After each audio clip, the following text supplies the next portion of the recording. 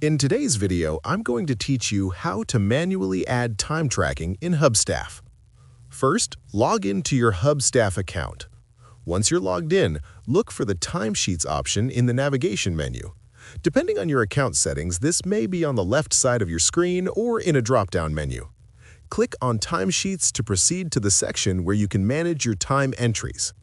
In the Timesheets section, you will see an Add Time button. This is where you can manually input your time.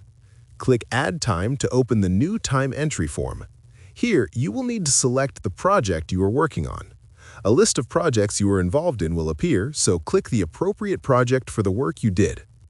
Next, you will see an option to select a to-do. A to-do represents specific tasks linked to the project you are registering time for.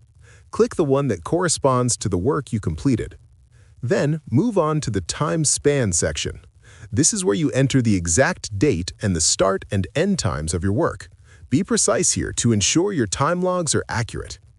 After setting the time span, you need to choose a reason for adding this manual entry. HubStaff provides several predefined reasons, such as forgot to track time or manual entry for a meeting. Click the reason that best fits your situation. Selecting a reason helps keep your records clear and provides context for any manual entries.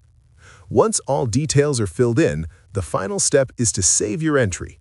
Click Save and your manual time entry will be submitted for approval. Depending on your organization's settings, this entry may require admin approval before it officially appears in the timesheet. And that's it! You have now manually added time in HubStaff. Following this process ensures all your work time is recorded accurately and your time logs remain complete. Thanks for watching, and I hope this guide helps you manage your time entries efficiently. If you found this video helpful, let me know in the comments. Give it a like, subscribe to the channel, and don't forget to hit the notification bell.